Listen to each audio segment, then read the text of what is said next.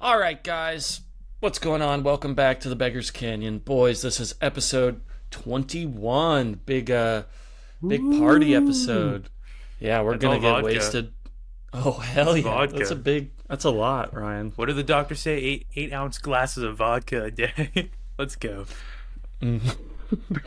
So we're gonna get crazy. We're gonna be freaking smoking weed and drinking beer, um, all day, all day long. Uh, I did think about just having a beer for this one, but Yeah. I have to do stuff later, so I'm not going to do that. But um, how are you doing? What's going on with you? I'm doing good, man. Can I tell you about a little, it's not so much a dream, but a afterthought of waking up that I had? Yeah, Star yeah, Wars for sure. related, of course. Is it That's not why just Tot Donita? Tot Donita? it's not, but it's similar to that. I just want to bring it up because it was a funny little revelation that I had. And I don't really know what is the, I mean, you are the cause, but the degrees of separation from what the actual like last domino to set this off is, I still don't know. But I woke up and I like the first thing on my mind was Mon Mothma. And I was like, I'm like, it's weird that now every once in a while I'm waking up and immediately there's a Star Wars, like a character that I don't even think about that often, like their name just in my subconscious and like pushing itself out. But it's like I'm Yeah. not having Star Wars dreams. And Well, to be that's fair, the this has next only step. happened. Yeah, this is only the second character that has happened to, but it was now that it happened twice. I was like, that makes it a pattern, and I'm scared. It's weird. Yeah, This is that's funny too, because Mon Mothma, like, I mean, I guess the most you've seen her was in the Dark Forces opening cutscene, really. well. I think it's also probably just because. Um. Well, no, wait. She's in the. Is she not in the? Wait, which game did you say? The first Kyle Katarn game where she like gives him a briefing and stuff. But she's in the Heir to the Empire books and stuff too. So But yeah, but she's also in. I don't know the name of it, so I can't really flex this knowledge on you as me getting like a dunk here, a Star Wars dunk on you here. But she's in the game we played with the actual like flying simulator controller or whatever. She yeah, introduces that one, doesn't she? you're right. Yeah, Dunk. what either X-wing or Rebel Assault. I forget which one it was, but yeah, that's how you dunk. Nothing but net on my dunk. It's most impressive. Yeah, sorry. Uh, Not a sports guy. I just have to wing it. Okay.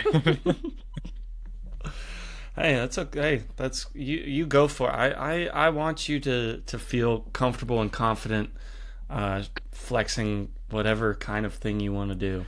Yeah, I'm sorry, man. Um, The vodka's really this getting in me a little bit.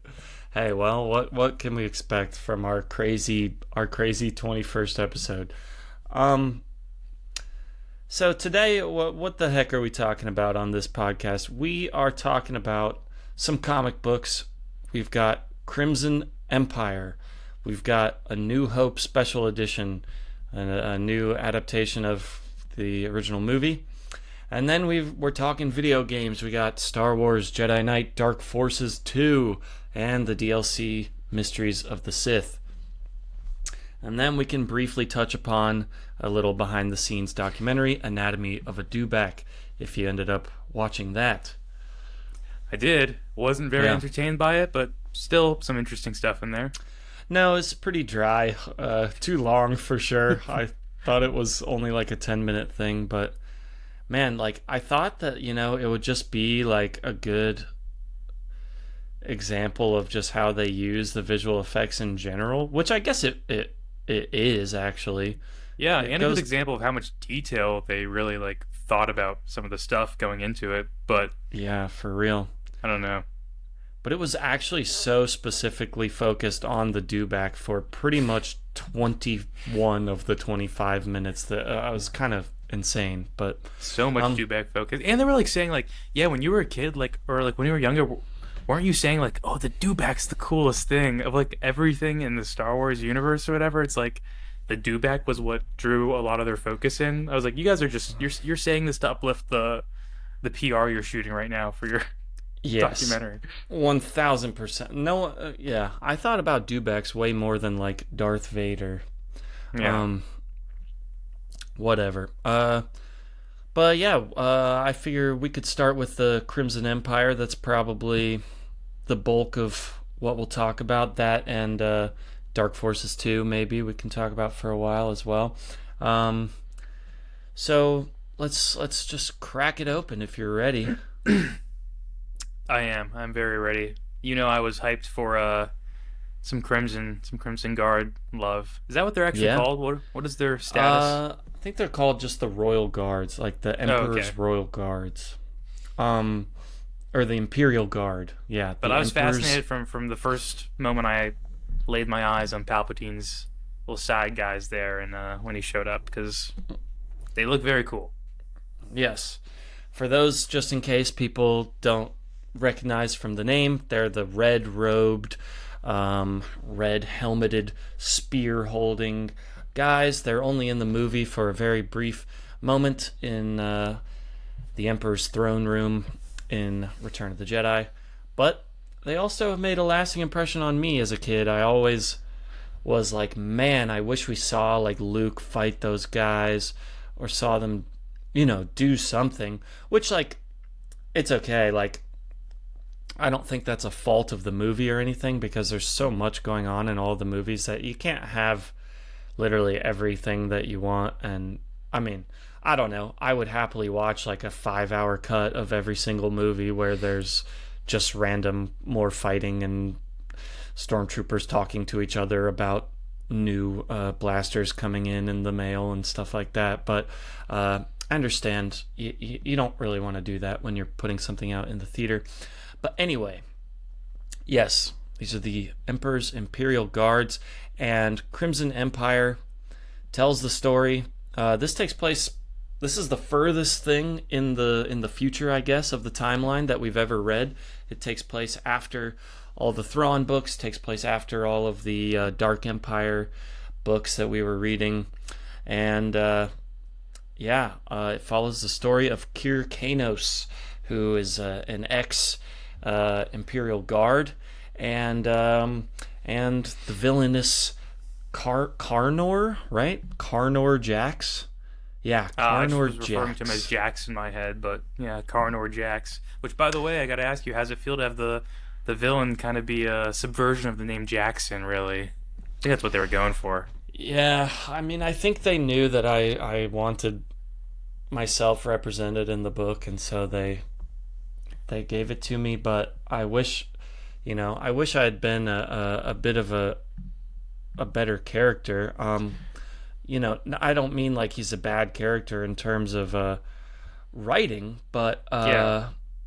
he's a bad guy. Well, I would say in Um, terms of writing, I don't think he's a bad character at all. But like as far as the characters of this story go, he does feel like one of the lesser fleshed out ones. yeah, Like we know about his which plot really, but like personality wise, not too much. But yeah, I don't know if you were about to say, but it's not so big a deal because I like a lot of the other stuff, and it doesn't need to be focused on Jax.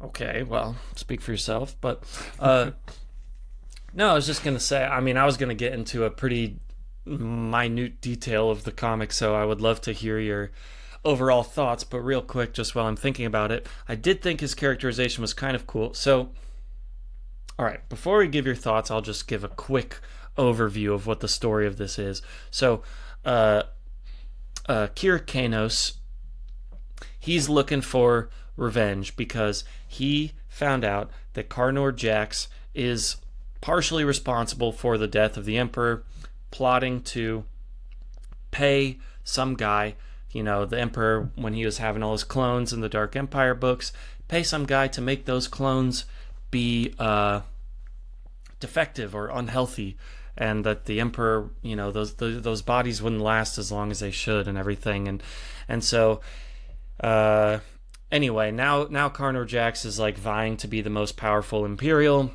and there's a council of officers that are trying to hold power together, and Kir Kanos wants to take these guys down. He gets swept up with some New Republic people living on a planet, and he ends up dueling Karnor Jax to the death at the end. But Karnor Jax, he's a bad guy. He's also an ex-Imperial Guard.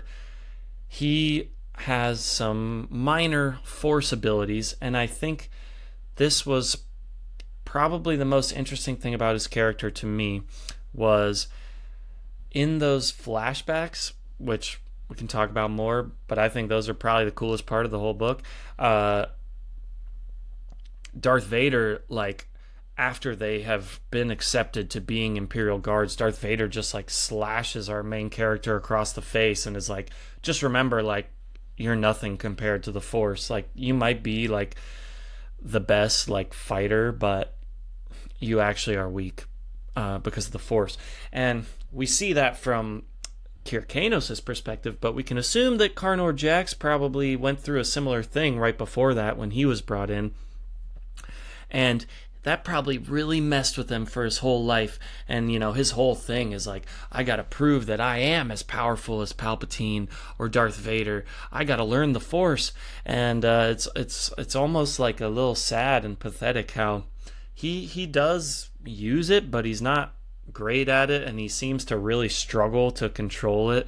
And I thought that was, an interesting thing about his character. I think the most he uses it in the story, though, is it not just to detect whether or not someone is lying at one point? Like, does he actually have a... Well, he does do that. Sorry, go ahead. Does he have a combat use of it in the end? Yeah, while he's, like, locked up with Kir Kanos, he pulls some, like, piece of a rock or pillar or something and smacks him in the back of the head.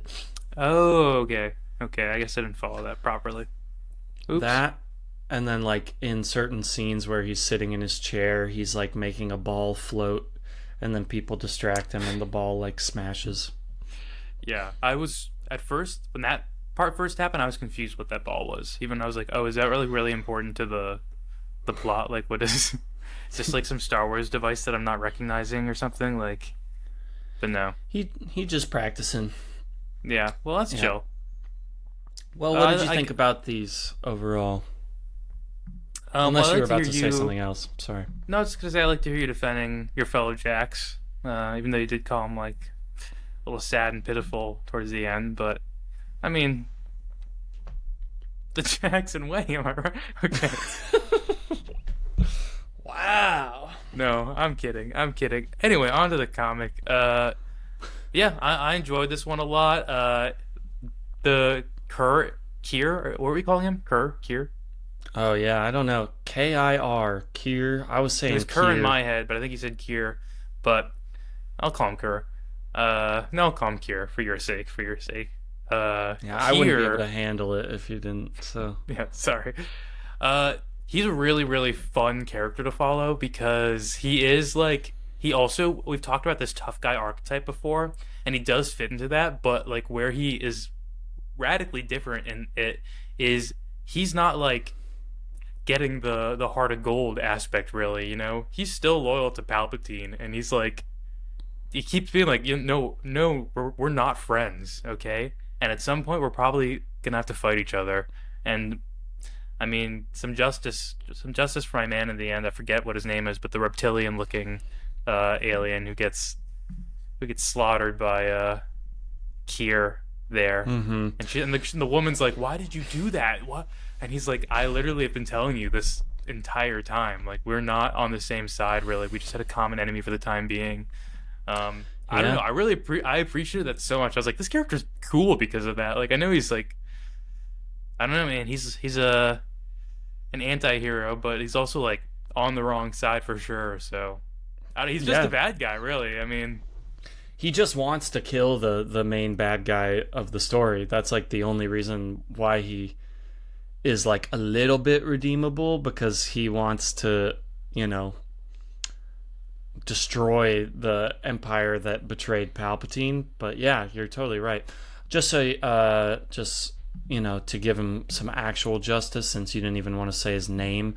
His name's Sadit. It hurts too much. Sadit. S-A-D-E-E-T. He's a Trandoshan, bro, just like Bosk. And Mirith is the woman that is the leader of this New Republic cell on this planet, I Though guess. also maybe I'm like reading too much into the way it was written, but like it's pretty obvious, right? That like it seems like she's really falling for him, even. Yeah, And yeah. Like he's when just she like, goes after him at the end, they're like, "Why?" And she's like, "Cause I like him." yeah, really funny. Because again, he's not even like he is like strategically using them, but also like not super strategically in the sense where he's also putting on like an emotional front because he's being straight up with them about that part. He's just like, nah, I'm in it for me. Like I'm my only friend. That's it. Yeah, Like, he's and like, you "I'm know not what, gonna dude? betray you guys, but I also am not gonna like help you."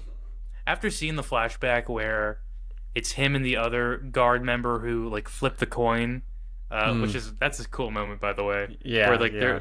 it's like whoever if it lands heads up I win whatever, and like but you just know both of them are gonna choose the other one to be the one to actually go and like get spared their life.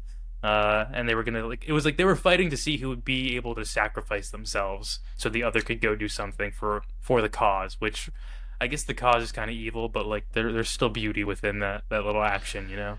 Yeah, I mean they're loyal. They're loyal to the end, those guys.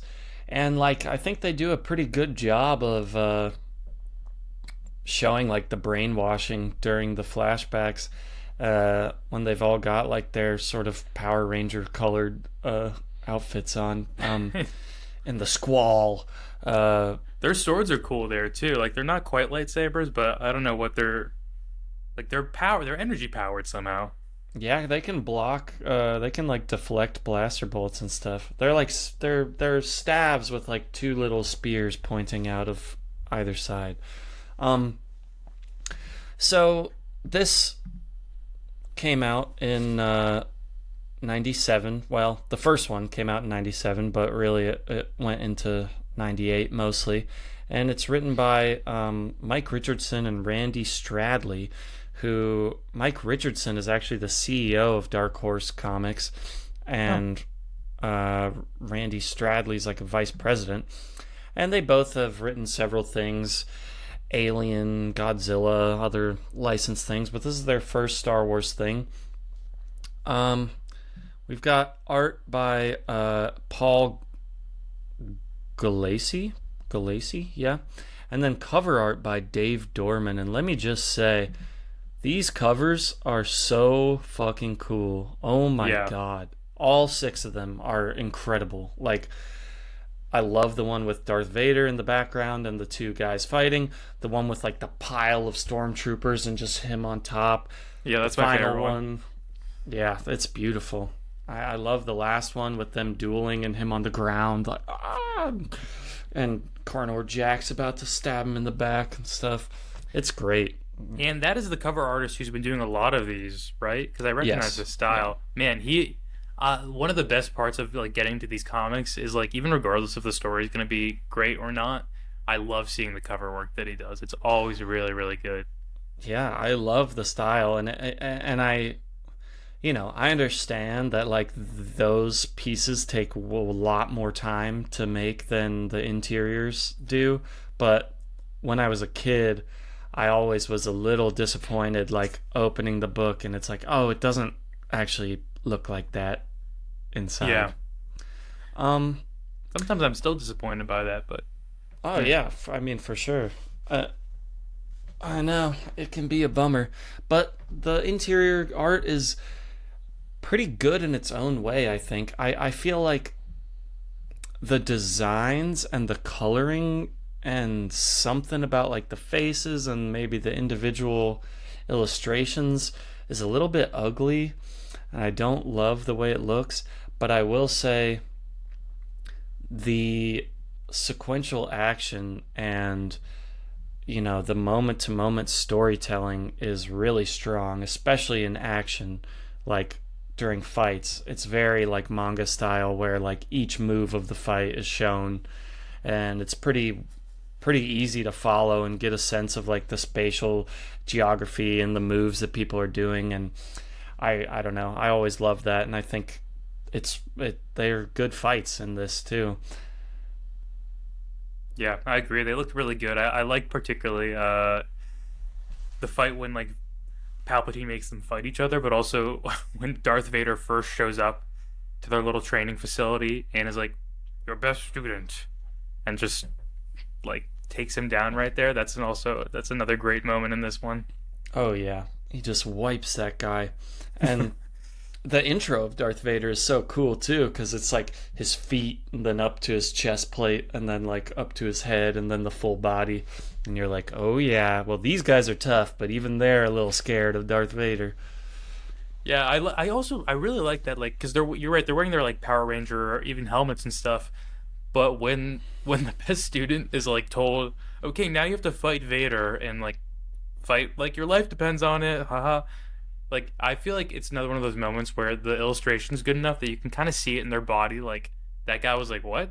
Like, I have to do this right now." Yeah, It doesn't work out for him. the eyes are pretty good in this. I feel like there's a lot of like emotion conveyed with eyeball stuff and nervousness and determination and all that. Um, Man, another great piece of action. So there's a base on some fucking nothing planet where the New Republic where the New Republic have a base, and it's being attacked by the local officer to try and capture Kyrkanos before Jax gets there. And there's an awesome part where Kyrkanos is like helping them fight, and at first they're like, "Hey, there's an Imperial Guard. Focus all fire on that guy." And then they're like, "Wait, he's killing stormtroopers." And then he like, there's a TIE fighter coming in to kill Mirith and Sadit, and Kyrkanos just takes his blaster, and the art is so sick. He just lines up a shot and blasts the guy right out of his pilot chair, and then has the TIE fighter kind of spin out and crash into some tanks and other things, and it's pretty awesome. Well, what do they say in the story? I think it's one of those Royal Guard members is worth like 100, or was it even 1,000 stormtroopers, something like that. They Regular say something like stormtroopers. that, yeah. Yeah. No, that moment's really funny too, because it also made me, because if you remember the redheaded woman, what's her name again? Mariah? Mirith? Mirith. Okay.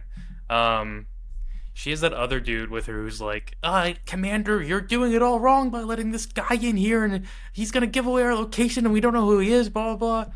Yeah. And she keeps, like, trying to validate, like, they're fighting each other with that the whole time. He's like, look, he's a Royal Guard member, and she's like, no, but he's helping us, see? But I want to know now, because now we didn't get the resolution of their little quarrel, did we, at the end, when it's revealed that, she was kind of wrong in a sense, because he does end up killing one of their guys.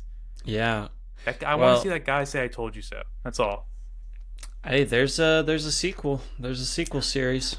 I knew before you even had to say it, man, because the way that one ended, I was like, there's no way they just end this and don't pick these characters back up, when her last line is basically like, "Oh, I'll be the one to kill you myself, Kyrkanos." Like, Yeah, it literally ends with her screaming and then zooming out of the whole planet. Yeah, at the end, they're like, "Oh, we want Karnor Jax alive because he can tell us so much about the Empire's strategies and everything." And Kanos is like, "I don't care about that at all. My whole thing is for revenge. I'm trying to kill this guy." And he does, and then Sadit gets all angry and is like, "Why did you kill him?" and charges at him. And then he kills Sadit. Sadit did not need to be killed, though. That, to be fair to them, really unnecessary death. No, he didn't need to kill him. But he could have peacefully incapacitated him, even, I think, if he's that skilled. And like you said, the threat was already taken out. The guy was already dead. Yeah, I guess he was still just like hopped up on battle adrenaline or whatever. Yeah. Well, but you're not wrong at all. Yeah. So I guess it shows like the training of these guys. What is the name of this planet? Yinchor. is You didn't where know all that? the Imperial guards are trained, and it's an arena called the Squall. No, I didn't know that off the top of my head. Uh, the arena is pretty funny. It's like the symbol of the Empire. Um, the circle with some sort of sun rays coming out of it, but in between the rays is just like a bottomless pit. So when they fight, they're just constantly like knocking each other off of this thing. Um, like we mentioned, Darth Vader comes and kills their best guy and is like, okay, you guys thought you were sick. Well, you got a long way to go before you're ready to serve the Emperor. You know what's funny Then, too? In that moment, the like teacher offers up a couple choices. He's like, he's our best, but like this other guy and Kerr are like they're pretty close too. And I yeah, mean, yeah. man, he had no conception of what Vader was gonna do, I guess, because I don't know, he fed up some loyal student to poor old Vader bloodlust. Well, yeah, and then the other fucked up thing that happens is, I mean, I was just thinking of that because these guys are so loyal that and they're just really abused and taken advantage of and killed fully expendably. But once they get it down to the final four guys, it's like Kir Kanos and his partner and Karnor Jax and his partner, and they bring them in two by two, and it's like, okay, your final test is you guys fight each other to the death. You got to kill your best friend and training partner, and then whoever lives will get to be the one that actually serves the Emperor. And that was a pretty cool moment too. You could see Kir Kanos' friends start sweating under his helmet. Yeah, that was rough, man. That was it made me think, if I was in that position, what would I do? And if it was you, the opposite, for example, that'd be tough. But I think I'd have to take you down pretty ruthlessly in front of Vader and Palpatine there. And I only say that because we saw what happened. I think Vader saw his hesitation there, and that's part of the reason also he gave him the saber mark, because Yes, you're he right. was like, well, you're not just blindly obeying what we're saying. I can still see some of that hesitation within you. So I would just have to be like, I'm sorry, Jackson. And just I'd have to take you out there, and I'd have to have a smile on my face, probably even. I mean, I do think it's funny that you think you could do that, but Well, I mean, I I feel get. like if either of us have are stronger force sensitive abilities, would be myself. Okay, that's interesting that you would feel that way. Okay, I have you ever would say meditated I'm a day in your probably life? more skilled with the blade, though. Okay, but that's again, see, that's like the brutish mentality of force users. You wouldn't be a good force user, dude, okay? I'm talking about meditating, you're talking about swordplay. Like, we are not the same. In that moment right there, they did not want people who were in tune with the Force. They wanted mindless killers. Yeah, okay, but I'd be And that's so in me. tune with the force that I would already know that they want that, so I'd be able to force project that personality onto myself, a veneer greater than your whole personality could have ever been. Well, I think Darth Vader would be able to sense my authenticity and blind willingness to serve the Empire. Okay, if you want to be the lapdog to the lapdog, be my guest. I'll take the bullet then. I'll die. I'll die so you can live that life. Is that what you want? Yeah. Okay, you heard it here. You want to be the arm of an I find your authoritarian? lack of faith disturbing. Oh, I'm sorry, I didn't mean to interrupt you with that. No, that's what it should be used for, honestly, to just interrupt me. No, what were you saying? I'm sorry. No. Are we done with this episode? Hey, don't be like that. I didn't realize you were trying to say something when I clicked on it, and then it was too late. It is what it is, man. It's what it is. Oh boy. Hey, our main man, both you and me, I think we share this as it being our favorite character. Wedge Antilles shows up in this one too. I just think of you when he shows up. I'm like, oh, Jackson's gonna love this. Yeah, He's cool in this though. Actually, he's like leading stuff. Where he's like, where is the Death Ship Troop? Or what is it called? Death Star Destroyer. Yeah, the Star Star Destroyer. Destroyers. Yeah. Yeah. And I mean, man, the rebels have gotten their hands on a superstar destroyer, and they keep talking about like, oh, were you able to get through to New Republic Command? Yep, we've got a surprise for them coming. And yeah, Wedge Antilles is a general now, and they've got the Star Destroyer Lusankya that they bring in, and it's got the rebel insignias on it, and it's a nice surprise. Question for you: does his general status align with the other comic you were reading that was focused on those guys? Um, Not yet, but I'm wondering if I haven't read these yet, but I'm wondering if they get that Super Star Destroyer in like one of the novels, one of the Rogue Squadron novels or something, and he, climbs through the ranks from Gotcha. there.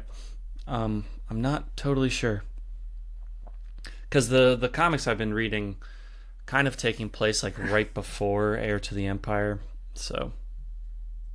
Oh, dude, by the way, this I may I may go to this convention here that's gonna have Mr. Timothy Zahn Hey, there. that's So I was cool. like, oh man, if I can, I gotta get something signed by him and have show it on the podcast or something. That would We'll be see. awesome. Nope, no promises, anyone. I don't know when that is again. I know it's in the next month here or so, but I don't know if I'll be in this state or hopefully another. Anyway, Um, that would be really cool. That would be cool to say what's up to Timothy Zahn, and you got to tell him, hey, I've only read the first three of your books, okay, or not yeah, even, but I only yeah. know I'll about the lie. first. I don't want to hear anything about this outbound flight mission. Um, Because he's working on new books now. Did we talk about this already? well, he just has more books that have come out. Oh, I feel like you Eh, said something about him having books that are like coming out like post sequels. Though, is that the case or no?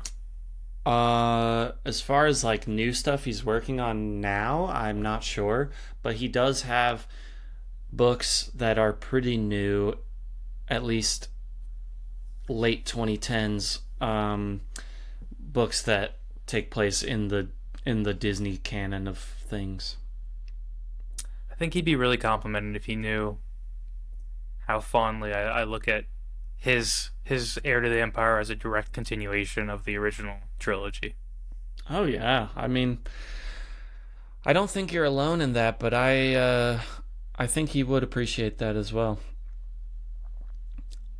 Uh, and apparently, many people have brought up the hot chocolate thing to him, or else I would say that you should do that. But apparently, that's been like a something that a million people have said. Like, what the heck is up with that?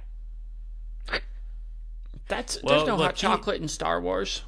he had to know. It's a quirky little moment, and it's like a longer moment. It's a long joke for like a weird payoff. So not to get Yeah. back onto that, but it's like No. it's like you put that in there, man. It's like a Oh page no. page of this joke. So It's chocolate. very funny.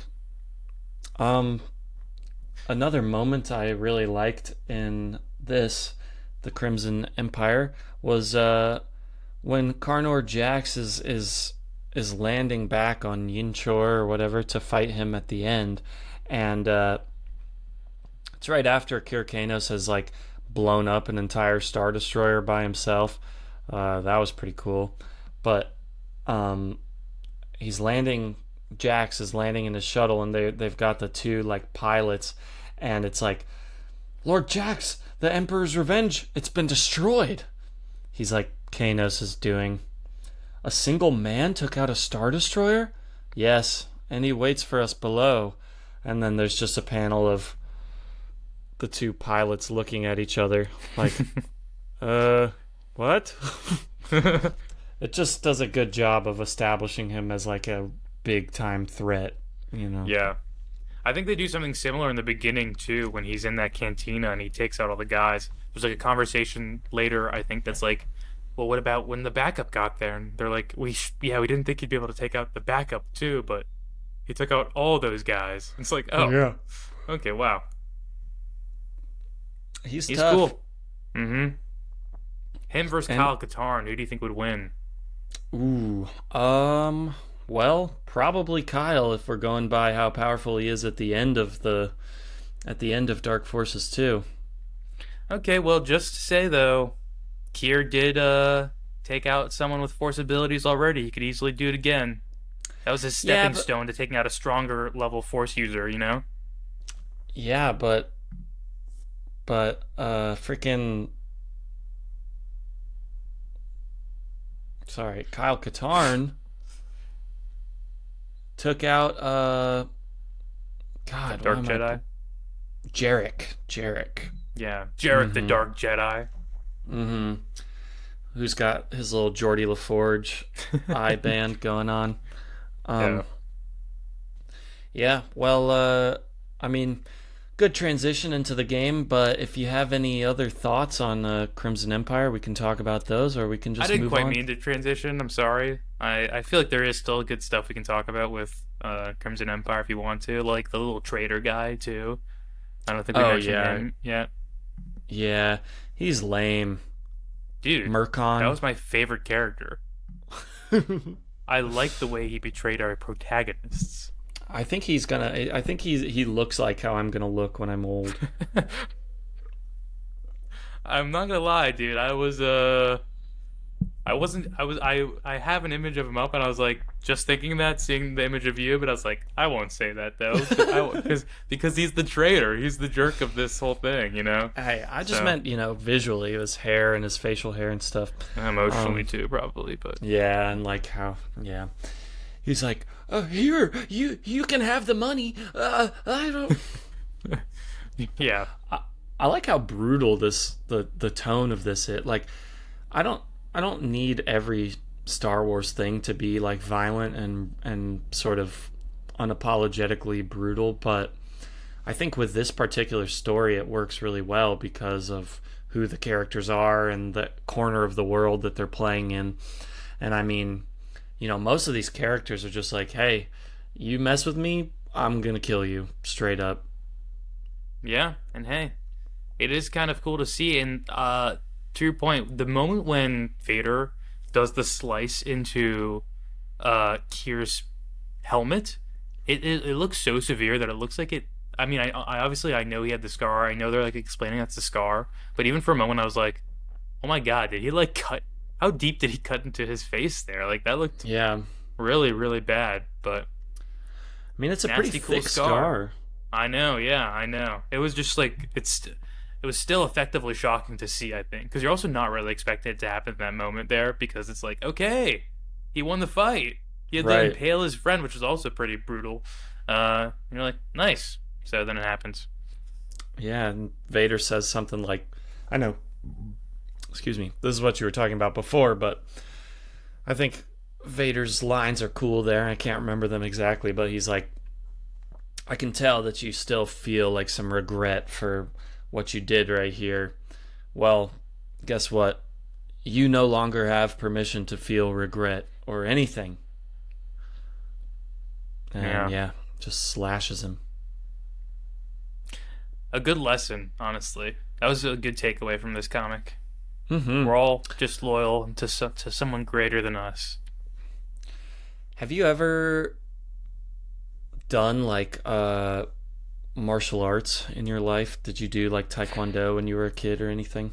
No, never. I've always wanted to do boxing, but anytime I ever mention it to my mom, she'd be like terrified of me getting hurt. So, no. Yeah.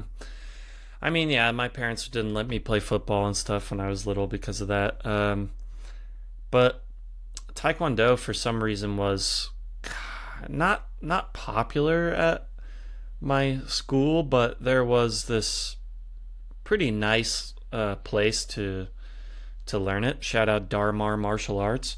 Uh, they actually taught a lot of different kinds of martial arts, but I did Taekwondo was the main one, and that's what I did for a while. I was just reminded of it, like when I'm reading these things that are so foreign to my life, Yeah.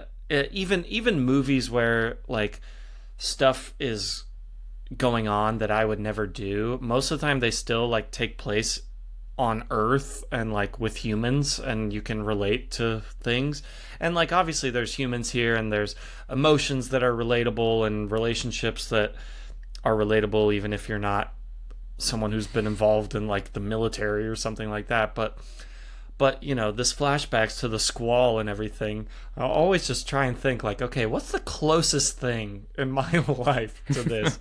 And like very, very far away from that. Not close at all, but still the closest would be probably doing martial arts, doing taekwondo, just because it's like, oh, you're being trained to fight and stuff like that. Yeah, I'm sure they would put you up against fighting your fellow classmates too all the time, right?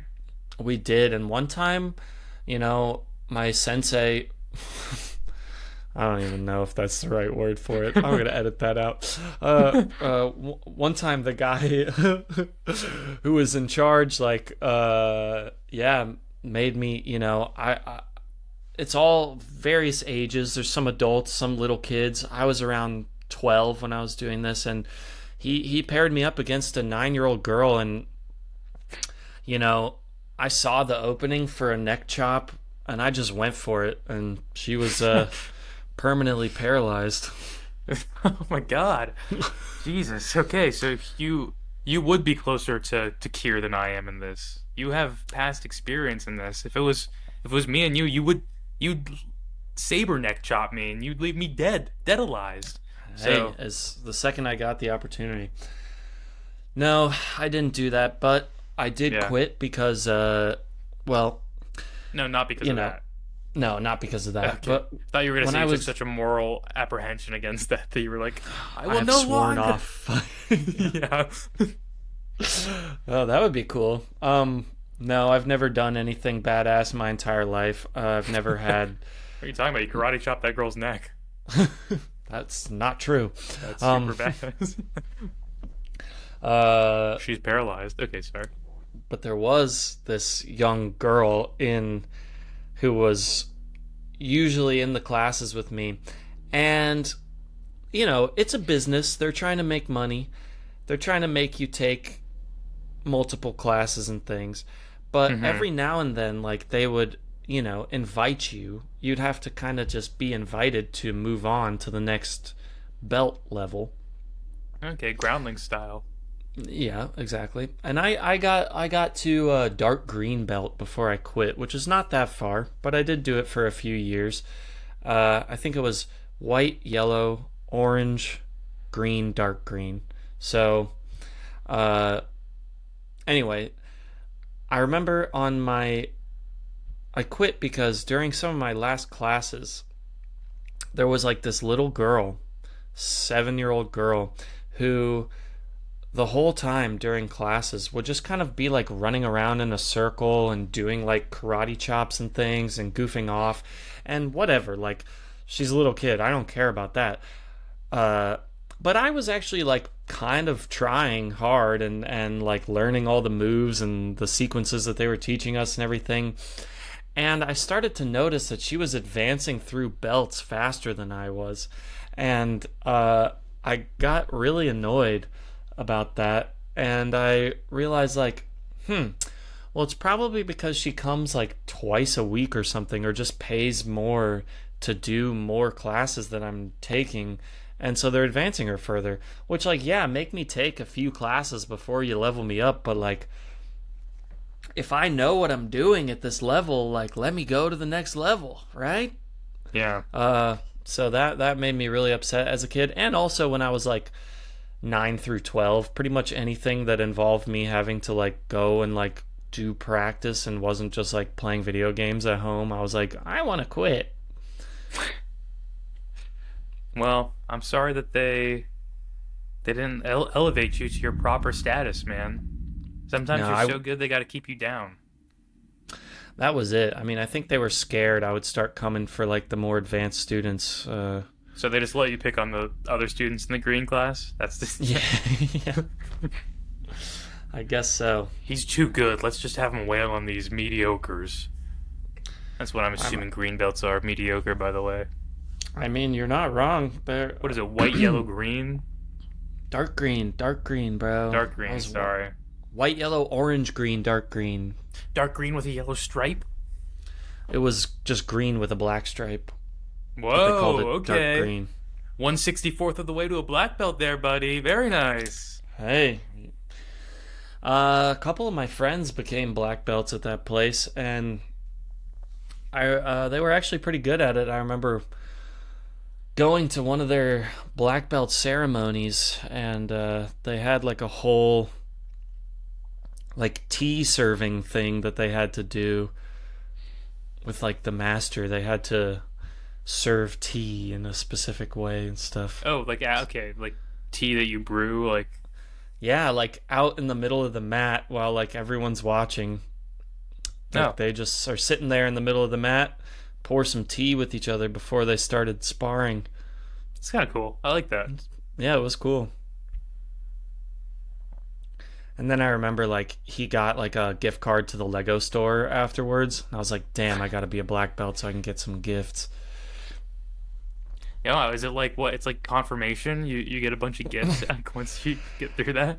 He didn't get a bunch of gifts. It was just like his parents gave him a gift card to the Lego store. That's all. Oh, for advancing the classes that they already paid for. Wow, parents really do a lot for their kids, don't they? And a lot of us are so ungrateful. So maybe go call your mom after this. Say thank you. I talked to her yesterday. Okay. But you know, by the time you get to black belt, it's actually like, okay, well, you're probably like kind of good at this, and it's hard to pass the black belt test. Oh, there's one. Does each belt have something like that? It's like one specific main challenge you have to cross in order to get to the next belt, or is it? I thought it was just Yeah. based on like your sensei, if that's the right word. I don't know. Your instructor. Yeah, I thought it was yeah. just based on if your instructor says like, okay, you're good enough to go to the next level. Well, they'll invite you to take the test, so it's usually like some kind of board breaking thing, at least at the place I went to. And the only one I specifically remember was my first one, going from white to yellow, where we learned like this sequence to get like this elbow strike down, and then we had to go like 1 sir, 2 sir, 3 sir, 4 sir, 5 sir, 6 sir, ha! And break this board with your elbow. Yeah. That's gotta look cooler when it's not like over a screen and you've got your headphones on. I thought it looked pretty cool right now. No. Hey, I didn't say it didn't look cool. I said it's gotta look cooler. That's true. You're right. I'm sorry. Yeah. Well, anyway, it was just making me flash back to my Taekwondo days, watching these guys go at it in the squall, even though it was nothing like that at all. Yeah, well, I can see it. I mean, fighting camaraderie, same thing. Loyalty to your instructor and whatnot. Mm-hmm. Would have been cool to stick with that, but I was so freaking lazy. Well, if I ever need to get in a fight with a couple of guys, I know who I'm calling. Oh yeah, no, I'd be great in a fight. Yeah. Hey, you know the moves, man. Come on, some of that probably stayed with you. Maybe about like body inertia and stuff like that. No, nothing. Man, I wish. Like, truly, the only specific move I can remember is from that first test, and I did like 5 tests and leveled up like 5 times. I can't remember any of that stuff at all. It's a bummer. $100 if you can knock me over right now. Through the screen. $100. What if I knock you off your socks with a fun fact? Okay, let's see.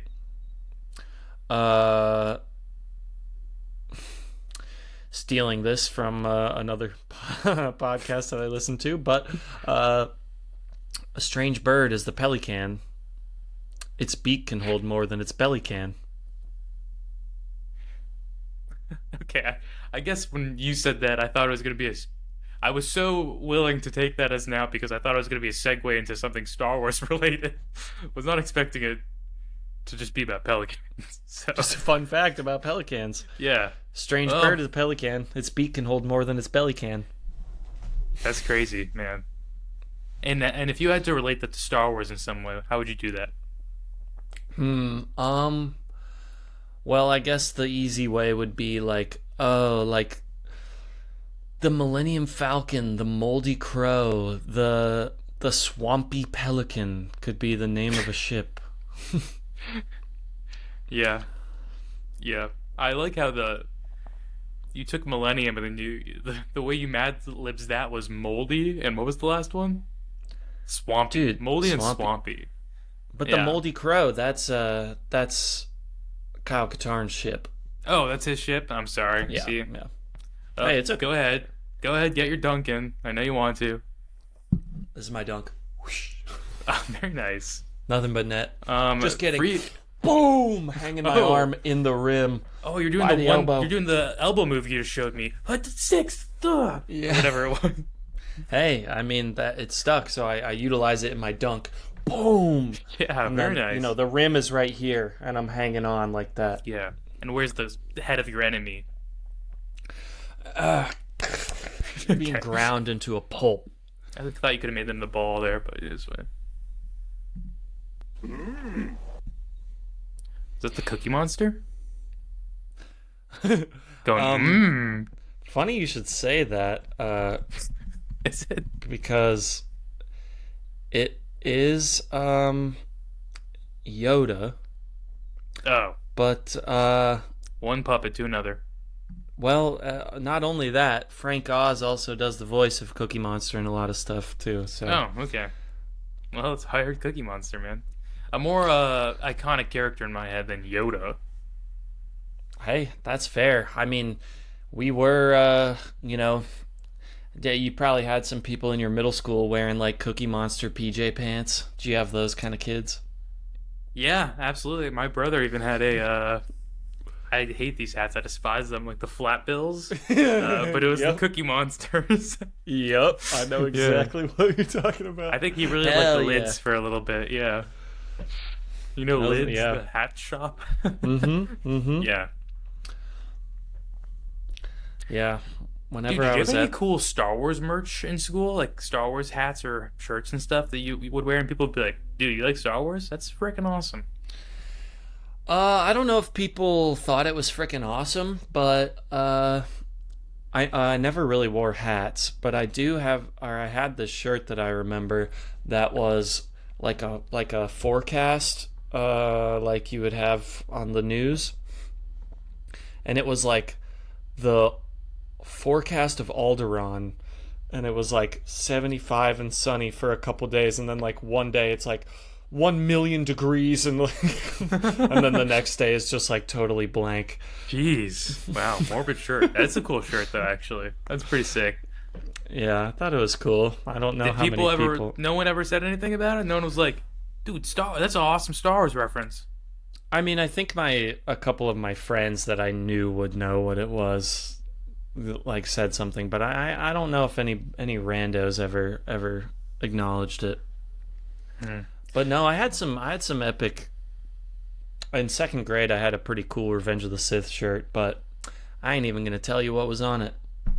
Oh yeah, okay, it's big spoiler shirt. You're a walking spoiler at the time, I guess. Yeah, well, my, that was the talk of the circle in my second grade life. Oh man, and the toys, bro. Come on, so good. I know. I think I've said it before, but I'm jealous that like I don't have any like back Star Wars merch now. I feel like I need to as an adult now. Whenever I see Star Wars stuff, I'm so tempted to buy any Star Wars, like even garbage that I see now, because I'm like, oh, that's R2D2 as a mug. Like, oh come on, it's R2D2, and it beeps when you take the lid of it off. Like, I need Oh, that. that's And it's cool. like, but they're always like $35 and stuff. You know, they're so overpriced. Like, there's definitely a are. Star Wars tax I've noticed they put on things. Oh yeah, I mean, I noticed it as a kid with Legos and stuff. The Star Wars ones, same piece count as like a Lego City thing would be way more expensive. Or not way more, but at least a little bit more. And Legos are really expensive. Oh yeah, I mean, Is that back about in the price day, of Legos? it wasn't as bad back in the day, but jeez, it's crazy now. Yeah, Lego inflation going on over here. Mm-hmm. I think they put tariffs on Legoland. That's probably why. Yeah, I think so. Like Yeah, I how had so topical that many. is? Oh yeah, because of Sorry. the new tariffs that. Yeah, it's Yeah. kind of like the prequels. Am I right? Okay, well, you I, it's crazy that you would say that, but I only say that because I swear to God, on both side parties though too. It's so funny. Like the one Star Wars thing I would see get politicized is like people would put like a politician's face on Palpatine, and they'd be like, yeah. Yeah, dude. I mean, I see so much like stupid shit where it's like, the who said it things like, or like, is this a Star Wars character or like a deadly virus or what, stuff like that. yeah, People do like I saw one, I'm pretty sure, of people talking to Mark Hamill or interviewing Mark Hamill, like, who said this, Emperor Palpatine or Donald Trump? And then Mark Hamill is like pretty old and cringy, and he's like, I'm pretty sure that was the evil orange one, something like that. I was like, bro, come on. hey, don't diss my man Mark Hamill and his cute little dog, okay? I love him. He's old. He can say stuff like that. He's a It's legend. fine. He can say stuff like that, okay? And that's coming from me, Jackson. This is the gospel you should be dispelling upon me, not the student shouldn't become the master here, okay? Put some respect on Mark Hamill's name the next time you bring him up, and always mention the cute little fluffy dog he has too. Okay, I will. Hey, I respect him. I feel like I was defending his acting up against the wall when we were talking about the first movie, but I I was probably bringing the other movies into that. But I still like him in the first movie. I maintain though, and again, I don't even want to put it on all the actors. I think it's just the nature of making like such a different movie like that at the time made it so they had to do all different types of recording stuff. So like some stuff, like we've talked about it, they're probably not in the same room. Some stuff they're probably in the same room, but like weirdly situated or something. Or there's like big set pieces that are like blocking parts of their vision off and stuff, so it can't feel as natural regardless. So I'll give them some charity for that. But other than that, I maintain there's still some rough reads. Sure, but From I Hamill still like. specifically. I was saying Yeah, put yes, respect on yes. his name, but Hey, you're allowed to think that and still respect him, I think. Um yeah, I still really like when he's like, "You bet I could. I'm not such a bad pilot myself. Come on, we don't have to listen to this." one of my favorite moments, and sorry to like go back and talk about the first movie again now, No, but please. is when and like a little character moment in that one is when they're talking like Han and Luke are talking about Leia, and I forget the exact dialogue, but it's basically like Luke being like, no, she would never date anybody like you. That's no, that come on, no. And like Han is knowing exactly what to say just to intentionally get on his buttons because he can tell that Luke has a crush on Leia, which is his sister, which he doesn't know yet, and Han will end up with him anyway. But so it's funny. You ever think a princess like her and a guy like me? No, I don't. Yeah. Okay. Is this Yeah. how it usually is when I vaguely describe a moment? You just like have verbatim it in your head, and you're like, you can see how close I am to hitting the bullseye of like the moment I just described. Not all the time, but I do. I remember those lines at least. But I probably even am saying it slightly wrong. I don't know. Okay. Okay. Um. Oh yeah. Do you want to talk about the adaptation real quick since we were talking about the first movie? Oh yeah, actually that's a good segue. Um. Yeah. So this is just a pretty straight retelling of the original movie, except it came out alongside the special editions and includes those special edition scenes in there. Very specifically showing like Greedo shooting first and Han dodging. Yeah. And has the scene with Jabba the Hutt, which reminded me of a weird moment in that scene, which I'm sure people have talked about. And we talked about how bad that scene was last time, but he even says at the end of that scene, you're a wonderful human being, Jabba. And it's like, okay, well, when they first filmed it, he was a human being.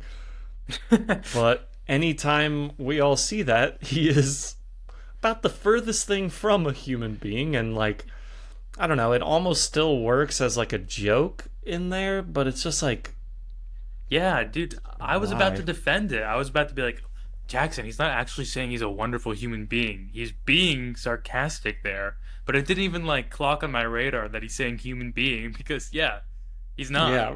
I wonder if that just slipped past them too. Like I feel like it could easily be that, you know?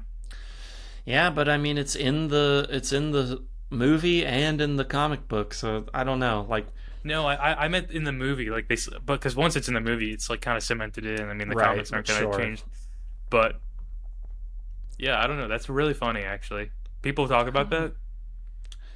Probably. I not that I know of, but I'm Oh, sure okay. someone's. Uh, but also like the comic is pretty picky and choosy of which lines it wants to include, and like I don't think we need to talk about this for a long time unless you have stuff to say. I'll just say generally, like it is essentially just an inferior way to experience the original story. I It thought it is was better. racing. Yeah, okay. We're Okay, I not won't be. doing that again. Yeah. It just races through. You don't get to breathe with the characters. It's just going boom, boom, boom, plot, plot, plot. The art is fine, but it's not like incredible enough to like justify this, I don't think. So it really just seems like a cash grab. Like there's not too much interesting artistry going on there, which an adaptation in a comic book of the movie could be really cool if it's like getting some slight interiors of characters or representing things visually in a different way that's really interesting, but it doesn't do that. I would like to hear your thoughts, but this is really like the only thing I'm going to say about it. Just an example of why it's so weird. It just races through the dialogue, and the scene where Luke is talking to Owen and Beru about the message that he hears from R2D2, and he's asking him about Obi-Wan Kenobi, and Uncle Owen is like, oh, he died around the same time as your father. And then they kind of talk like, oh, you gotta stay and do the farming. He leaves and he says the line, looks like I'm not going anywhere. And then Aunt Beru and Uncle Owen are like, oh, oh, he's got his father in him. That's what I'm worried about. Whatever. Uh, when in the movie, when Luke says that line, it's a response to where are you going? And then it's kind of like a poignant thing of like, I guess I'm not going anywhere. Of like, oh, he's stuck on this bum thing, and then in the book, it's like, well, he didn't say that as a response to anything. He just says that, and it feels very strange. And that's just one example, but that happens constantly throughout this whole thing, where just knowing the original dialogue and then reading it like that, it's like, no, those lines are good. It's making me appreciate the screenplay of the first movie, which so I see people freaking bitching about this online. Did Star Wars has bad dialogue and the first movie has bad dialogue? God, drives me crazy. Uh, Wow. I yes, like the there's a few. acting. I don't know. I mean, people. I can't deal with people on the internet talking about Star Wars, but uh, uh, so that's why I want to talk about it on the internet for hours. Um, but yeah, it made me appreciate the dialogue because I'm like, no, like there are a lot of lines here that are kind of pulled as like quotes, like outside of the context of the movie, but like in the actual movie, like they're pretty naturalistic, like setups and payoffs of dialogue exchanges, and like not all the time. I'm not saying that like every single line in the movie is amazing, but like uh I think it flows pretty well and has some nice moments, and then this it kind of sticks out as like, oh well, if you just say those lines without the whole flow and pace of the scene, like, it doesn't work at all. Anyway, that's all I'll say about the comics, really. Yeah. Well, just to piggyback off what you said, it's like very clearly just a cash grab. I don't want to diss the art even, but like it is very it to me it's like it's coloring book art, if that makes sense at all. Like it looks like I'm flipping through a coloring book that someone has already colored. And again, I don't want to be like super harsh on the art, but like every aspect of it to me the first Marvel comic adaptation that we read is better than this, just Yes. because like it had a unique art style, like a unique coloring style, and it made it feel. I mean, you know my thoughts on it at the time. It made it feel like it enhanced the first one even. So there were like cool visual aspects of that one I liked better. Even like because the example I always go to like when well for the two adaptations we've looked at now is like okay I want to see how they do the Obi-Wan Kenobi and Vader fight. And I remember in the Marvel one, I was like, oh, they actually drew that in like a really visually striking way. Like the fight looked cooler to me. And then here it was sort of just similar, like, I don't know, it's so, it's, I guess it's so quick in the movie too. But they basically stole the shot from the movie of it being pulled back farther away than like Luke sort of seeing Obi-Wan Kenobi sort of fade away, Yeah. or just his clothes drop, I guess. Which, like, to me, and again, like that's an example of something I think in the movie, like as much as I still feel oddly about that fight not being the most exciting fight, like that moment itself is really cool, and like Luke's reaction to it, seeing it happen, like I really appreciate that. But like there's no tonal carryover when you're going like panel by panel with that shot. It's like that was for a movie. You can't just take that and have that be for the comic too. Like those things don't necessarily work together. And I feel like there's a lot of moments in that where it's like you guys didn't try anything different here because you're in a different medium. You just like copy and pasted the exact same thing, and it doesn't work because it wasn't made for this medium. Yeah. But yeah, I 1,000% agree with you. And I think I was looking for that moment specifically too, because after the first issue, I was like, man, like this art isn't really giving me the juice like I wanted. Because I was like, I could probably just skim through this mostly because I already know the story. I know, and you know, it became clear pretty early on that like they will be using dialogue exclusively, like straight up from the script, and it's not gonna change that at all. So I was like, okay, I can kind of blast through it, but I can at least like hopefully the art will be really cool. And then it wasn't really great, and I was like, okay, well maybe the fight with Obi-Wan and then maybe the Death Star like trench run at the end, like maybe those can be really strong. They just didn't give the juice. The trench run especially was like confusing and hard to follow who was who. And I mean, I get it, everybody's got their helmets on, it's in similar looking ships and stuff, it's hard to tell, but just the sequencing of that whole thing was confusing in the comic too. Yeah. yep, I like Marvel's better, but I understand why they did this. They were like, oh, we haven't done one like this yet, and we own it now, so good opportunity. Yeah. But you know, and even in the Marvel one, they had cool like flowery text boxes of language about like the emptiness of space and Yeah, stuff like that. that's what I really liked in that one. Yeah, yeah. I mean, I like that stuff too, and that's totally absent in this. There's nothing. I mean, it's just straight up, all from the movie, straight up. So it doesn't really add anything to the story experience. Well, maybe the manga version, when we check that out, will enhance some certain aspects of it, make it stand out differently or read differently. That'll be interesting. Yeah, I'm at least hoping the art will be cool. You know. Yeah. I want to see like the big manga reactions from some of the characters we know, you know? I think Yeah. that'll be fun. I've read the first one. I haven't read the Empire Strikes Back one, but I would love to see like the "I'm your father" moment in anime style. Yeah. Giant sweat bead dripping from his head. What?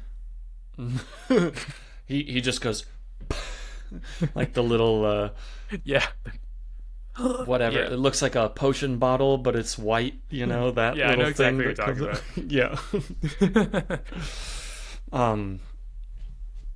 That's probably like Yoda's reaction when Luke is like, I am ready, and bumps his head on the ceiling. Yeah. Oh, but last little thing about the comic, I did like that they included the shot where Darth Vader kind of stomps his foot around on Obi-Wan's cloak to be like, where did he go? Because that's a funny moment in the movie too. But Yeah. okay, little tangent, but my TikTok is abused with Star Wars content, right? It's bad, honestly, how high of a percentage of it is Star Wars stuff. I don't even want it to be. I'd like to see more varied, just movie things in general. Oh, you mean your feed, not the content you make? Oh, like yeah, no. Oh, okay. I make the content on a page that I don't look at all, other than posting on. But then my actual personal account, my whole For You page is like 60% Star Wars stuff. And Wow. maybe not really, but that's what it feels like. And sometimes I open it and like the first 3 things are all Star Wars things. And so I had one today that I saw that was some like British convention, which like I don't want to hear fucking British people talk about Star Wars anyway, but Are they allowed to? yeah, Okay, anyway. they did. Yeah, unless you were in one, which I know a lot of British people are in Star Wars movies. But Doesn't Star Wars just feel uniquely American though? It's ours. It Back is. Off, It's international. It is.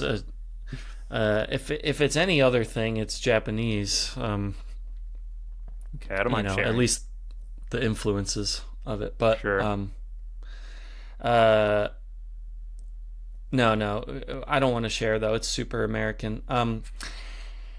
So anyway, this guy was going around and giving people or asking them what's your Star Wars hot take? What's like your Star Wars hot take? And I should not watch these videos. I should know. As soon as I see that, scroll away. You're gonna get angry.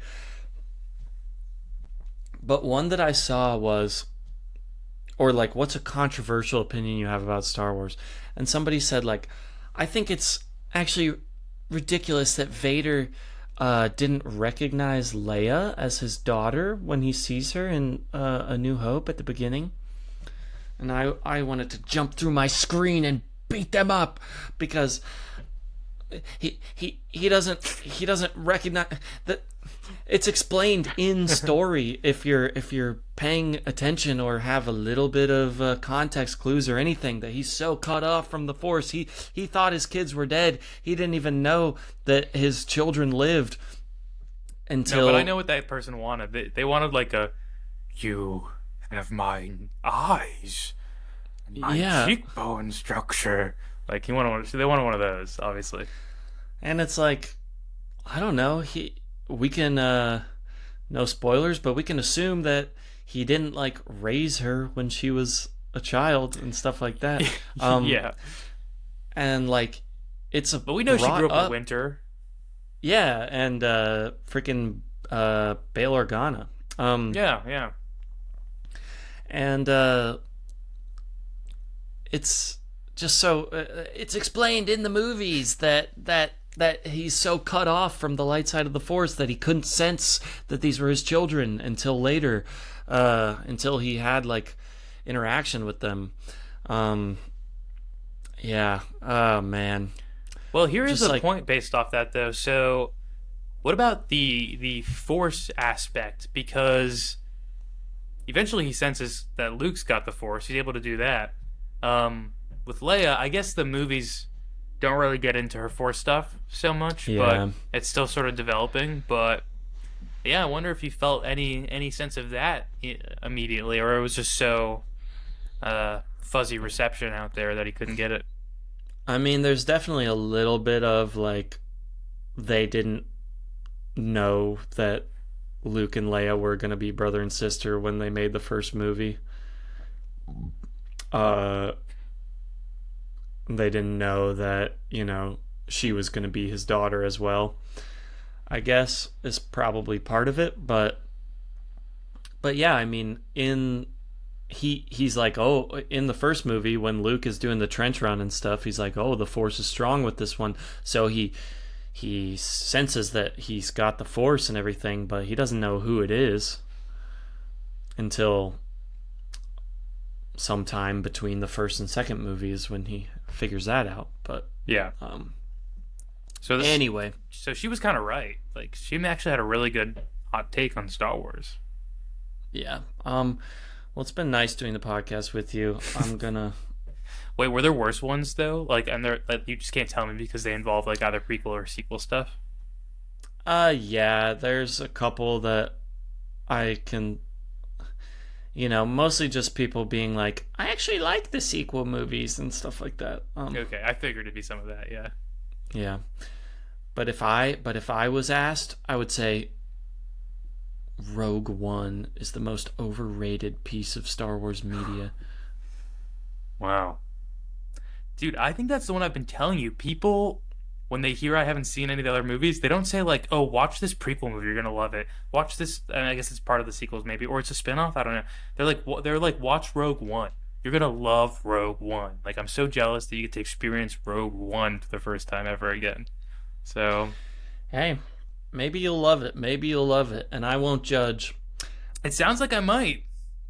Hey, if everybody's telling you that you will, no, it's not even bad. Like I like it. I do. I like it, but it's definitely pretty overrated, I think.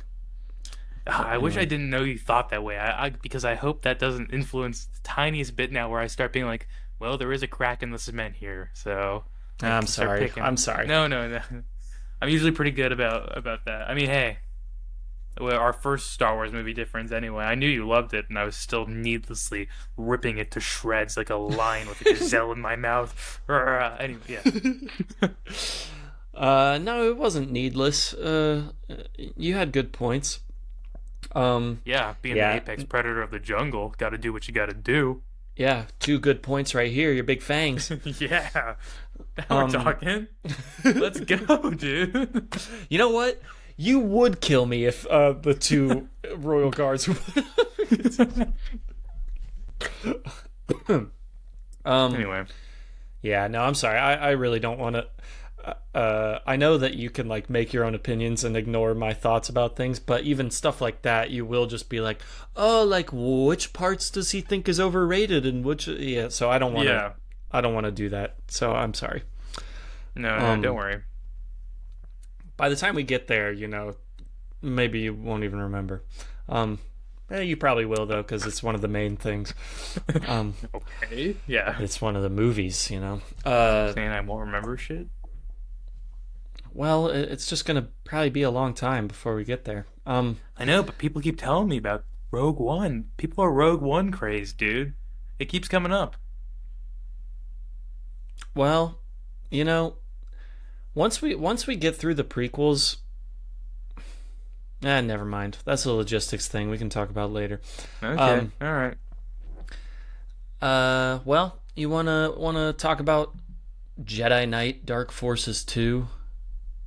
Kyle Katarn on his quest to avenge the murder of his father, killed by a dark Jedi known as Inquisitor Jarek.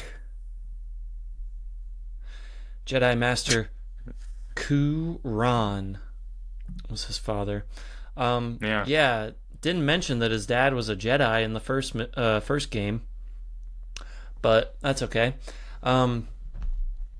So what did you just watch a video of this?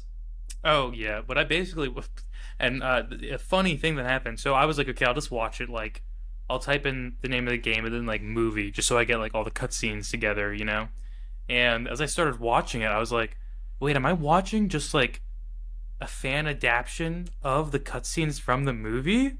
So I got so confused at first because they use real actors for this. Yep. So I at first was not 100% confident I was not watching a fan project, but then I realized it was the actual thing, which, by the way, I gotta say, I don't say that dismissively at all. I love that they do that. I love that this, Yeah. like, it it feels like it operates in a weird dream world between like a full blown cinema experience of Star Wars and like the games. It's like in a weird spot on the spectrum between that, and it's kind of awesome. Like it's like a low budget Star Wars movie that still kind of rocks, you know? Like it's cool. I agree. I quite like it. I love the live action little cutscenes. They're cheesy. The acting is super big. Yeah. And it is a little low budget and janky looking, but man, I love the atmosphere that it creates, and it's so funny like seeing these characters in live action cutscenes and then immediately cutting to like dueling them in the game as they're like low poly late 90s early 3D graphics type of stuff. Yeah. Gotta say the actor for Kyle Katarn is like really cool though. I mean, Yeah. I was like, he's embodying this character really well. I think like there are deliveries that are like every once in a while are really off, but it's because I know they were filming for a video game and saying weird stuff, like Yeah. like okay, Yeah. we'll go to the hangar way over there and like that type of stuff. But Yeah. for the They most have to part, give, really like, cool. mission exposition type of lines and things, and probably acting Yeah. in a weird space on a green screen with people who might not have like, I don't know. I don't want to say the people who made it are inexperienced or whatever, but I think they're more game designers than they are filmmakers and stuff. So there's a little bit of that going on too. But I would love a behind the scenes on how they filmed these portions, if that exists at all. Do you know, or yeah, I think it does. I should have sent you a. I'm pretty sure I've watched a video of that. But Jason Court is the guy's name who plays Kyle Katarn. okay, And I agree. He's cool. He does a yeah. good job. The I forget the bad guy's name too. He's not bad either. I mean, he's very like a very cheesy villain, but he's still really fun to watch. Jarek. Yeah. Like I said, I enjoyed it, man. Uh, if you ever get the chance to play it, it is very fun. It's janky. Well, I wouldn't even say it's necessarily janky. It's the design philosophies are outdated, like, but it's still got that early first person shooter appeal of similar to Dark Forces but a little bit better, where the level design is pretty like architecturally based rather than like level design based. So there'll be like huge rooms with almost nothing in them, and like, but it's just because like that's the big courtyard of this building or whatever. Stuff like that, which I find pretty charming and fun. And I mean, this one you start this is the first game where you're getting to use force powers like in this way at least, and you have a lightsaber. By the end of the game, built up a pretty nice little batch of force powers. There's dark side and light side leaning choices you can make. Really only like one big choice where you can kill Jan Ors or let her live at this one part, but of course I let her live. I'm not going dark side. What the hell? Okay, all right. I would have killed her Okay. just to She's see like what your happens. best friend. Just to see what happens.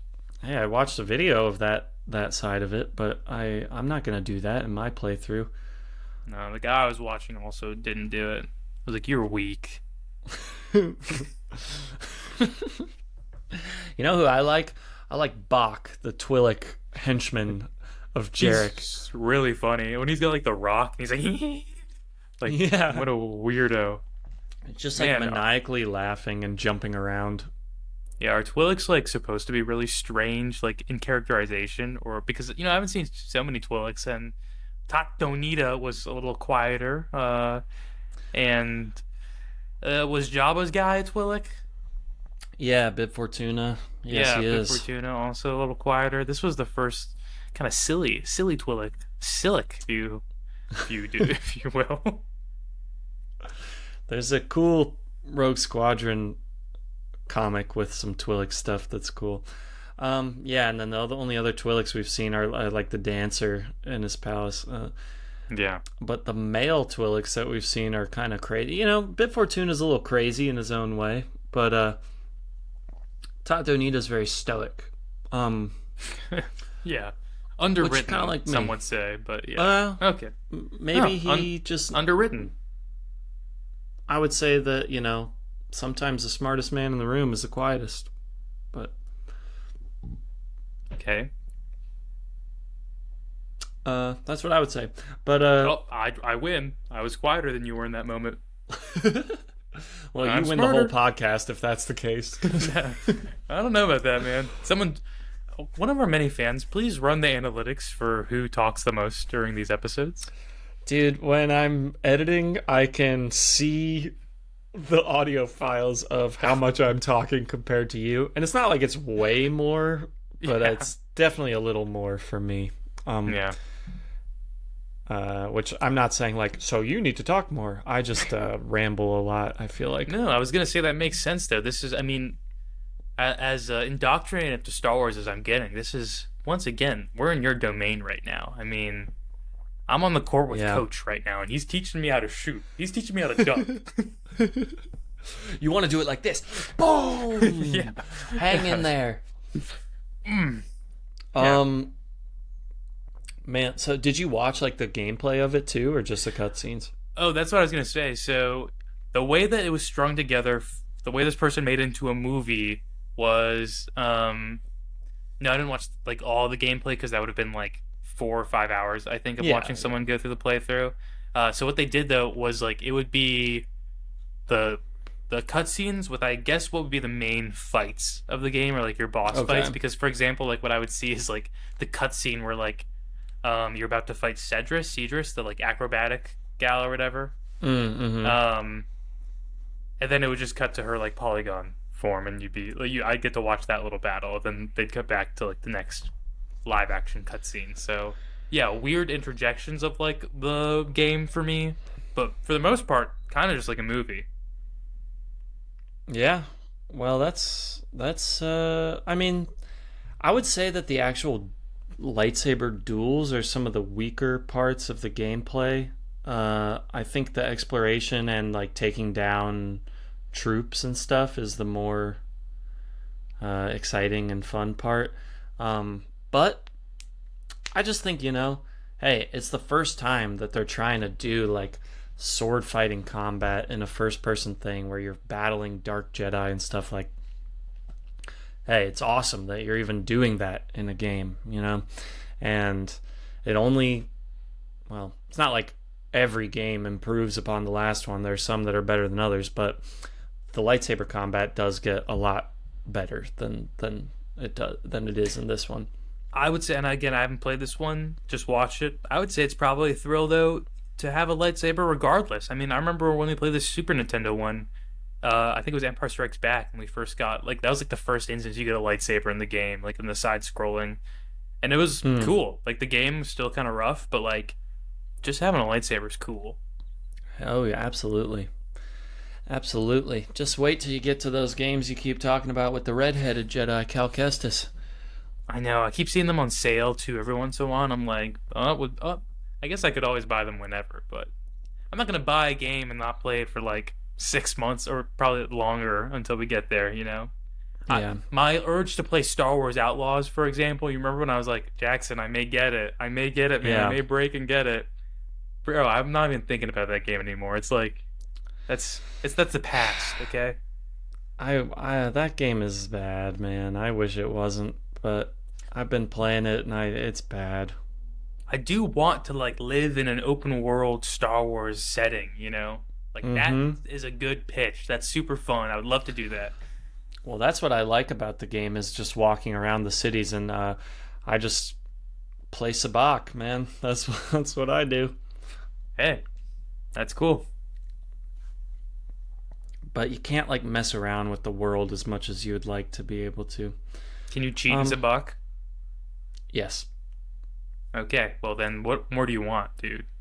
No, I love the sabacc part. It's actually very well thought out, and there's different like cheats and strategies that you can unlock as you get through the game, and it becomes pretty deep and fleshed out by toward the once you've done it a few times. It's well designed, that part of it. Well, that is cool. That dude, I when Red Dead 2 came out, I like did not. I started the story and then as soon as I found a blackjack table in that game, I was like, I would just get on to play blackjack in the game. I would just use it as a blackjack simulator. And then like 2 years after that, someone was telling me like how phenomenal the story of the game is, and I was like, okay, I guess I'll actually give it a try. Yeah, I love that game. That game's and I was like, man, I wasted so much time in college just playing blackjack in this game when like the rest of the game is beautiful and the story is amazing and there's so much more to do. So maybe Star Wars Outlaws not like that, but Red Dead 2 was definitely like that. Yes, I mean, and they wish they want this to be like Red Dead for Star Wars. Like that's what they want it to be, even down to the mechanic of, I forget what it's called, but slowing down time and marking multiple targets and then doing like the blast. Like that's straight up in that game. Your Deadeye, Deadshot. Yeah, the Deadeye thing. Yeah. And it's just inferior in pretty much every way, so it's a bummer. But yeah, I would say definitely play this game if you ever get the chance, if it's ever more easily accessible. It is really fun because the force powers, once you get going, allow you to just kind of break the game, especially jump. So I would just spec everything into force jump, and by the time you have powerful force jump, you can hold down that button, and it's super satisfying sound of like whoop, and then you let go, and you can jump like so high, like way higher than you think you'd be able to. And it's really fun to just like skip huge chunks of levels by just like jumping to a different part of it. Oh, you can break the game via those abilities? Yeah, a little bit. Yeah. Oh, that's fun. But I mean, a lot of times then it'll be like, oh, you don't have this key that you need, so you have to go back. Okay. But sometimes you can just skip parts. Well, what's the future for Kyle Katarn? We've got another game. But there's they two split more the games. endings now. Yeah, they go with the light side ending though. Okay. All right. The next game with him is Jedi Knight, Jedi Outcast. That is available on the PlayStation Store. I'll be able to play it then. Probably for just $10. And then there's also Jedi Knight, Jedi Academy later on, which, man, I'm excited to. I mean, that is a great game that I think you should just play regardless of the podcast if you're interested, because you get to customize your character. You don't play as Kyle Katarn, but he's in the game as like a Jedi Master mentor. Okay. Spoilers. Yeah. But you're a student at Luke's Jedi Academy. I mean, come on. Yeah, that is fun. That does sound fun. What's that for? Like PlayStation 2? It was on PC and maybe PS2 at the time. I think that one is also in the PlayStation Store, but I'm not sure. When do we get to some two-player games, man? When can I flex my Jedi abilities against yours so we really know the answer of who would win in that fight to become one of the Royal Guard? Yeah, there's not that many good like competitive two-player games, but there's definitely co-op. And the big one that I'm thinking of is Lego Star Wars. I mean, I think we should play through that entire game together, because that was like the main. That and Battlefront 2 were the main ones that I played as a little kid.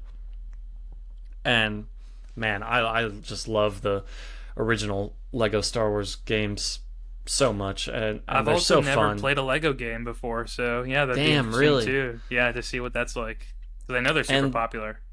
Lego Star Wars was the first one, not like the first ever game with Legos in it, but the first one that follows that formula where all the other, like Lego Batman, Harry Potter, all those like follow a similar pattern. Like the template was the Lego Star Wars one, the first one. Did I tell you that I went out and I bought, because when I watched the first trilogy, it felt like a landmark, and I felt like I'd unlock stuff that I'd be able to play now. And I really wanted to play a Star Wars game. I think I was craving Star Wars Outlaws, but I sent my approval form into you if I could get that, and you put the big X red stamp on it, so I'm not allowed to play. So I was looking for an alternative, and I bought the Lego Star Wars Skywalker Saga because I thought that covered the three original movies, because I thought that was like what the Skywalker Saga was, like Luke's story, you know? I didn't realize the entire, like, all 9 of those movies are considered the Skywalker Saga. So once a friend told me that, I was like, so I can't play this game at all? No. And also, that's unfortunately the inferior Lego Star Wars game. Probably explains why it was like $20. Well, it's the newer one, and it's not necessarily even like a remake of the old ones. It's just like a whole new game with new levels and everything, and a new system and stuff. And I don't really care for it, TBH.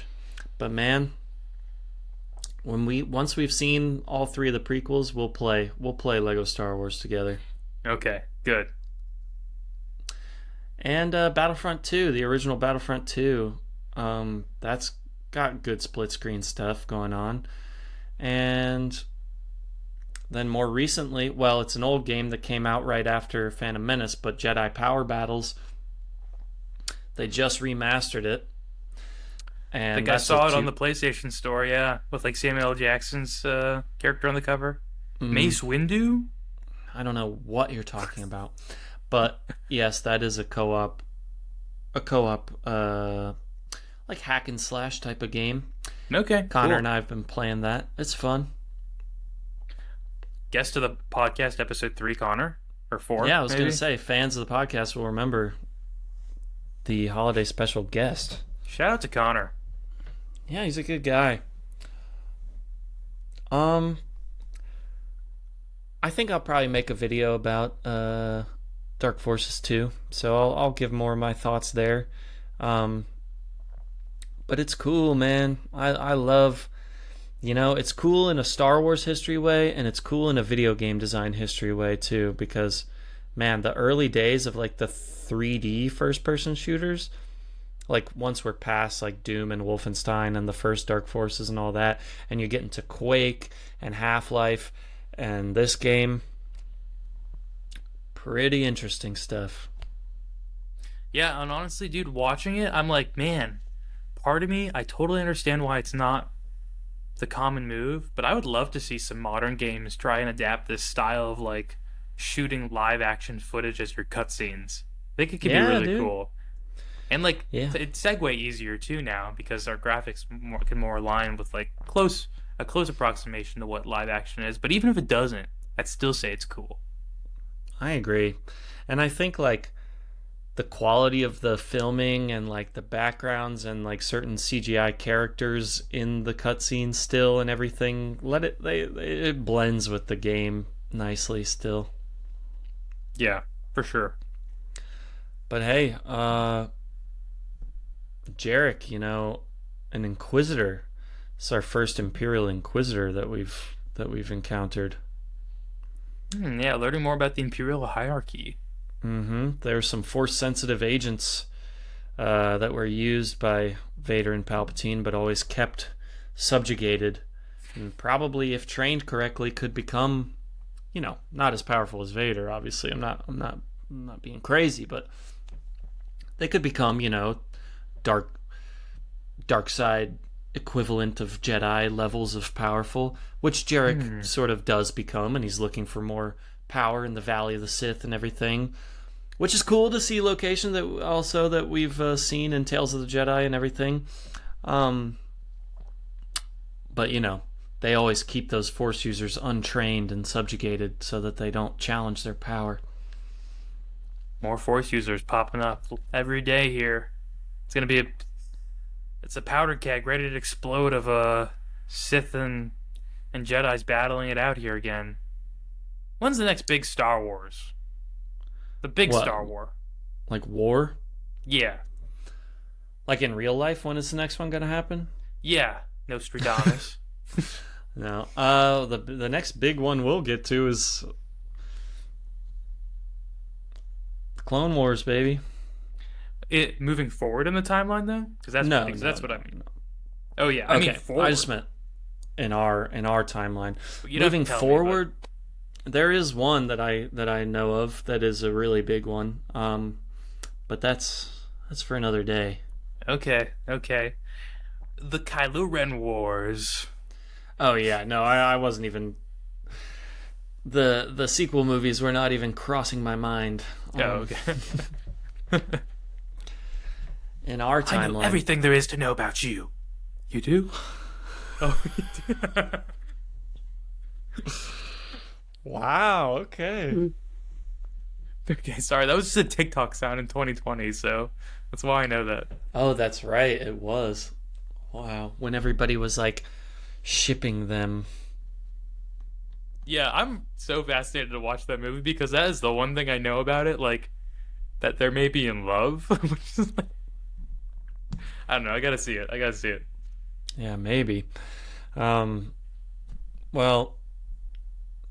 let me ask you something before we wrap up, Ryan. Sure. 3, Do you 2, 1. Ask. Sorry. do you believe that like my curation process of this whole thing is like absolutely, and I don't mean good. I don't mean like, yeah, you're doing a pretty good job of curating. Do you believe that it's absolutely 1000% perfect and flawless? And maybe just myself as a person in general. Do you maybe feel like I have no problems, and you would like trust in me with your life, and as just like a mentor beyond Star Wars? Okay, I feel like that really expand. There's like you sort of baked two questions in there, because sort of the first half of it was about specific to Star Wars, and then you kept expanding it to be greater. So, I guess I'll answer in order. Star Wars wise, I completely trust you. You are the surgeon who is about to save my heart. You're gonna cut out the bad arteries, and I don't know. I'm not a cardiologist. I don't know surgery terms or whatever, but you're gonna do all that for me. You're gonna get the valves properly working again. I trust that, and I don't know if you need me to say this because you got like a hate comment or something, and they were like, "You're showing him the wrong things. You got to show him this instead in this order," or what? When it comes to life, I do trust you. For mentorship, I'd say that you have your strengths, and there's certain things that I maybe would look to you for mentorship, but I would also say as like the totality of a person, not to put you down in your way of living, but I'm pretty happy with the way that I live, you know? So I don't necessarily. I find your lack of faith disturbing. That was the only reason why I asked you. You weren't looking for such. Okay, noted for the future. When you ask just a serious, reflective question like that, don't answer it. Okay. No, that's just why I was saying, like, is it flawless? Because I thought maybe you would be like, oh, it's pretty good, but not. You weren't. Yeah, didn't expect me to say 100%. I trust you, did you? Huh? With the Star Wars stuff. And to that I say, cookie. Me want cookie. Yeah. Yeah. No, I'm sorry. I just I was trying to just set you up to say no so I could play that. Yeah, clip. Sorry. Look, man, I'm not gonna put you down. Okay, you're my friend, and you're a good person. Wow. It's not your fault. You're a good person. Wow, really looking right at me there. So, just shifting in my seat a little bit. I know if I elevate you, man, also the karmic powers of the universe will elevate me so I can stay on the same eye level of you, and we can keep talking about Star Wars forever. Oh my god, that's actually super cool. That's huge. That's like way bigger than I thought a little Lego piece would be. I've had this in my room the whole time. That's very cool. Does it do any like special features, like if you click on it and stuff, like light ups or not? It doesn't light up, but it does have the third leg Greg. No, I'm not being gross, guys. R2D2's got a third leg right in between his two. Yeah, he's absolutely fucking hung. The third, god damn it, the third leg you can kind of grab and stick up in there, so he can be on his two legs, or you can tilt him forward a little bit, and the third leg pops out. Cool. Glad I asked. That's cool. That's good information. And he also has a little compartment where Luke's lightsaber is hidden inside. Is it a little Lego lightsaber that you can like retract outward? It's just the hilt. Okay. Is there coverage for it? Coverage? Yeah, like something to go over it. The lights, like inside R2D2, or what are you talking about? Never mind. Forget it. Okay, I'm sorry. No. Like I said, just amusing myself over here. Here, light. Yeah, there it is. Okay, cool. Just non-operational, I guess. Yeah, sorry. What good will that do you when Jawas show up at your door? I don't know. I don't need to kill Jawas. Well, you would though if they were threatening. I mean, let's take Connor for example. I know he's there. What if a Jawa threatened to kill Connor? Would you then do what you need to do? Yeah, sure, but why would the Jawas do that? They might be like swindly and they might try and scam you out of money, but they're not violent, really. I don't know, man. They seemed pretty violent in the first movie. Like they looked like they wanted to hurt Luke bad. And look, even if a Jawa wanted to hurt Connor bad, you would let them hurt Connor bad just to save you. I would defend him. Okay, that's what I'm saying. You'd disembowel a Jawa for Connor, right? Yeah, I would. I would freaking slice him right across the gut and watch it fall out. Okay, dude, that's morbid and gross. I don't want to think about something like that right now. Okay, sorry. Ugh.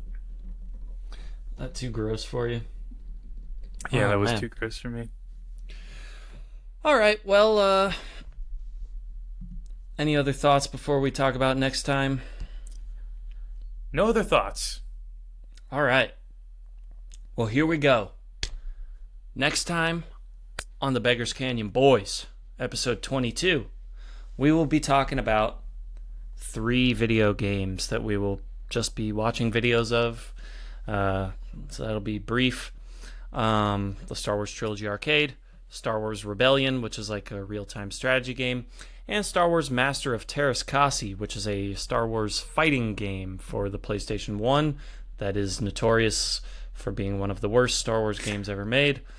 Although I've not played it, but I'll say, like, from watching a video, the design and some of the things about the game are cool, but it probably sucks to play.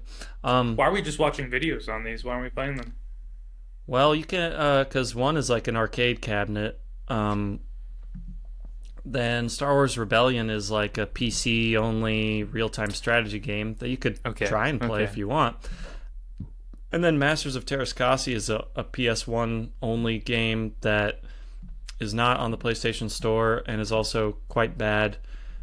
And maybe if we were together, see, there you go, that would be us being able to fight each other as Star Wars characters. But I don't know how we would do that.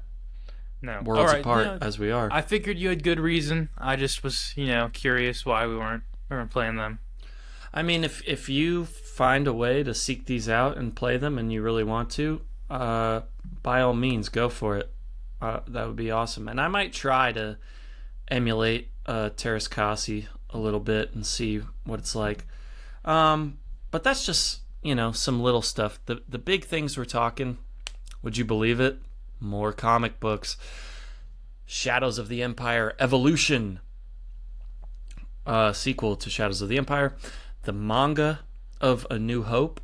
And then also another Tales of the Jedi miniseries, Tales of the Jedi Redemption. Kevin J. Anderson is back for more. Whoa. Okay, very fun.